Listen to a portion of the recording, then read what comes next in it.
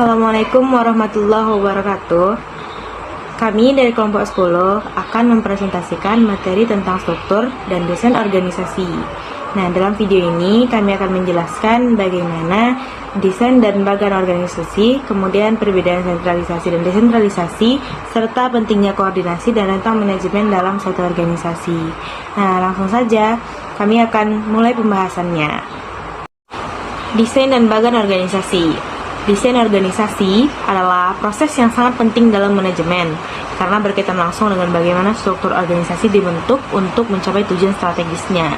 Menurut DAF pada tahun 2019, desain organisasi bukan hanya soal membagi tugas, tetapi juga bagaimana kita mengatur elemen-elemen penting dalam struktur seperti spesialisasi kerja, departementalitas, rantai komando, rentang kendali, hingga sejauh mana organisasi menggunakan sentralisasi dan formalitas dalam proses kerjanya.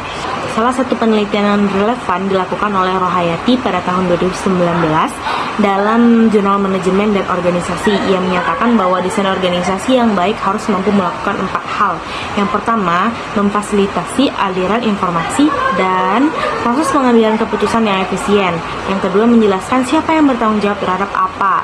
Nah, yang ketiga, memastikan koordinasi antara individu agar tidak terjadi tumpang tindih tugas.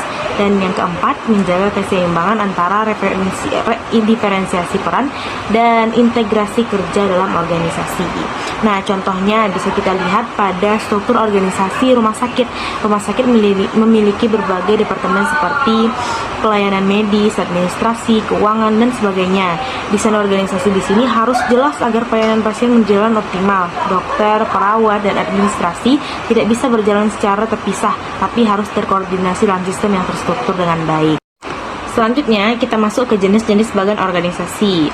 Wibowo pada tahun 2021 dalam Jurnal Administrasi Bisnis mengidentifikasi setidaknya ada 4 tipe bagan organisasi yang umum digunakan, khususnya dalam konteks organisasi di Indonesia. Nah, yang pertama adalah bagan vertikal. Ini adalah bentuk yang paling umum kita lihat. Struktur ini menggambarkan hierarki dari atas ke bawah, biasanya dimulai dari CEO atau direktur utama di puncak, kemudian turun ke level manajer, supervisor, hingga ke staf operasional. Struktur ini lazim digunakan perusahaan-perusahaan besar, pemerintah, dan atau lembaga yang menekankan otoritas dan kontrol. Misalnya, Kementerian Pendidikan memiliki struktur vertikal dari menteri hingga ke kepala sekolah. Nah, yang kedua, bagan horizontal. Ini menggambarkan struktur kerja dari kiri ke kanan. Contoh untuk organisasi yang berbasis proyek atau kerja tim seperti biro iklan atau startup. Ketiga adalah bagan melingkar. Ini menempatkan pemimpin di tengah lingkaran, dikelilingi oleh tim atau divisi-divisi di sekitarnya. Nah, model ini biasa digunakan oleh organisasi yang ingin menciptakan kesan kepemimpinan yang kolaboratif dan partisipatif.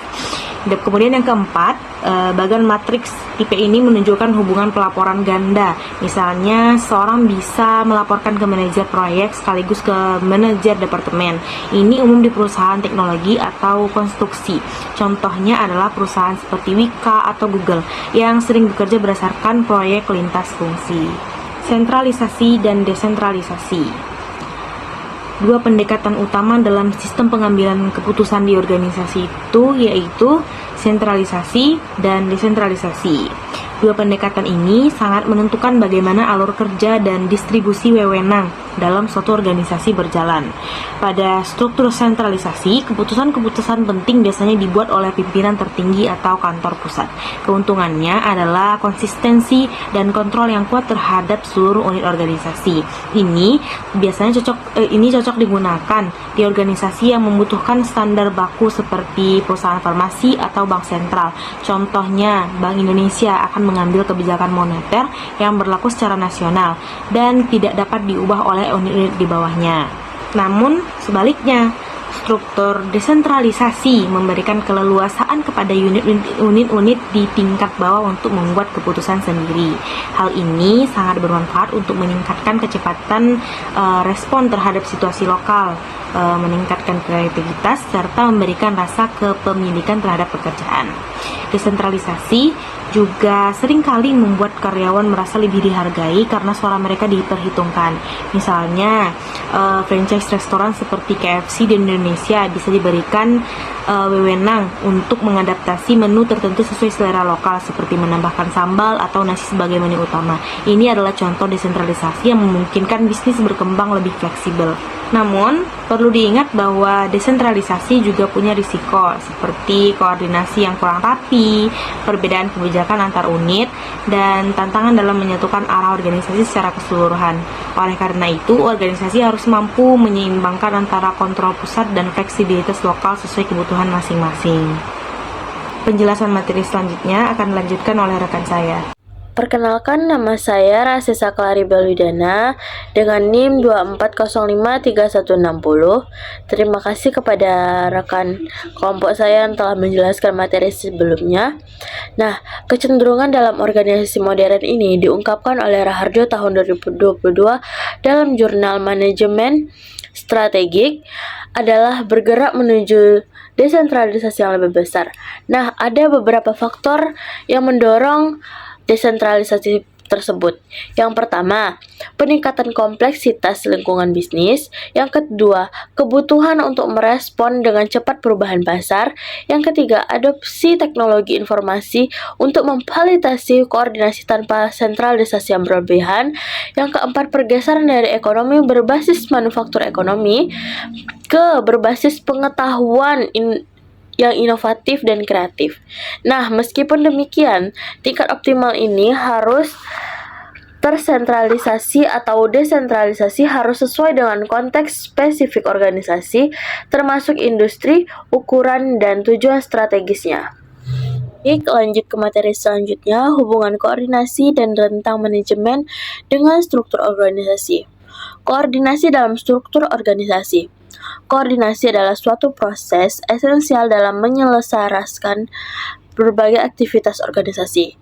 Tanpa koordinasi efektif, akan menimbulkan miskomunikasi dari departemen-departemen dalam organisasi yang mungkin tujuannya akan saling bertentangan. Itu menurut Pratiwi tahun 2019. Nah, koordinasi ini dapat dicapai melalui beberapa mekanisme. Yang pertama, koordinasi hierarki, menggunakan rantai komando formal untuk mengkoordinasikan aktivitas. Yang kedua, koordinasi administratif menggunakan aturan, prosedur, dan rencana yang sesuai dengan standar. Yang ketiga, koordinasi interpersonal, di mana koordinasi ini mengandalkan komunikasi secara langsung antar individu atau kelompok. Ke rentang manajemen dan struktur organisasi. Rentang manajemen adalah tempat untuk menentukan beberapa banyak bawahan yang dapat diawasi secara menyeluruh oleh satu orang manajer untuk menciptakan suatu kinerja yang efektif. Rentang yang sempit berarti sedikit bawahannya. Menghasilkan struktur yang tinggi berarti banyak tingkatan hierarkinya. Struktur yang tinggi atau sementara rentang yang lebar akan banyak bawahannya dan menghasilkan struktur yang datar sedikit tingkatan hierarki. Nah, pada organisasi modern Indonesia ini cenderung menuju struktur yang datar. Nah, menurut Suliatni tahun 2022 dalam penelitiannya dalam jurnal Ilmu Administrasi menemukan bahwa organisasi dengan struktur yang lebih datar menunjukkan beberapa keuntungan. Nah, keuntungan itu ada 4 ya teman-teman. Yang pertama, komunikasi lebih cepat dan efektif antar anggota atau antar atasan. Yang kedua, pengambilan keputusan lebih cepat dan lebih gesit, sesuai tidak lama gitu. Terus yang ketiga, pemberdayaan karyawan yang lebih baik. Yang keempat, biaya overhead yang lebih rendah karena berkurangnya lapisan manajemen menengah. Sekian yang dapat saya sampaikan. Dari materi yang telah kami jelaskan, maka kesimpulannya ialah desain dan struktur organisasi yang tepat membantu pencapaian tujuan, memperjelas tanggung jawab, dan mempermudah koordinasi. Pilihan antara sentralisasi dan desentralisasi harus disesuaikan dengan kebutuhan organisasi. Kemudian, selain itu, koordinasi yang efektif dan rentang manajemen yang sesuai sangat penting untuk menciptakan organisasi yang efisien dan adaptif. Mungkin sekian presentasi kami. Kami akhiri. Assalamualaikum warahmatullahi wabarakatuh.